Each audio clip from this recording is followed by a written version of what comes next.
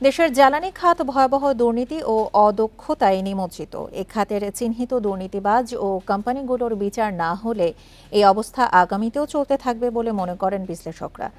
সোমবার রাজধানীর সিরডাপ মিলনায়তনে ক্যাবের এক আলোচনায় বক্তারা এসব কথা বলেন। ক্যাপাসিটি চার্জের নামে লুটেরা গোষ্ঠী জনগণের যে টাকা নিয়ে গেছে তা উদ্ধারের দাবিও জানান তারা। বান্ডেল থাকলে প্রতি সেনমানিতে টাকা বাঁচবে। বিকাশ সেনমানি বান্ডেল কিনে জিতুন প্রতি লেনদেনে।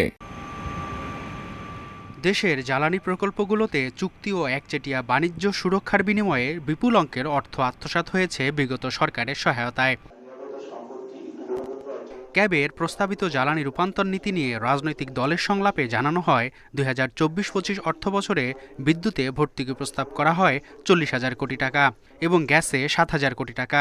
এই ভর্তুকিতে সাধারণ ভোক্তা নয় বরং স্বার্থান্বেষী ব্যবসায়ী মহল উপকৃত হবে।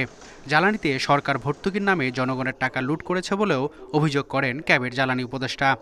সরকার লুণ্ঠনকারীদের একটি সহায়ক প্রতিষ্ঠানই শুধু নয়, সরকার নিজেও জ্বালানি খাতে নির্বিচারে লুণ্ঠন করেছে এবং স্বৈরাচারী ভূমিকা পালন করেছে।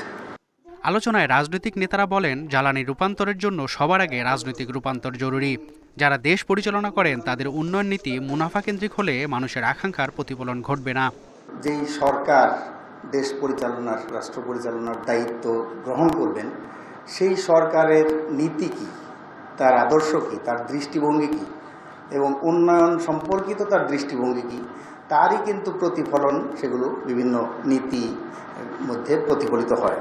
এই অনিয়মগুলো যদি আমরা বন্ধ করতে চাই তাহলে আমাদের সবাইকে নিজেদেরকে আগে পরিবর্তন করতে হবে, নিজেদেরকে সংস্কার করতে হবে। নিজেদেরকে যদি আমরা সংস্কার না করতে পারি তাহলে এদেশের কখনোই পরিবর্তন হবে না। জ্বালানি খাতে চিহ্নিত গডফাদাররা ধরাছোঁয়ার বাইরে থাকায় অন্তর্বর্তী সরকারের সমালোচনা করেন রাজনীতিবিদরা। মেহেদী হাসান, ইন্ডিপেন্ডেন্ট নিউজ, ঢাকা।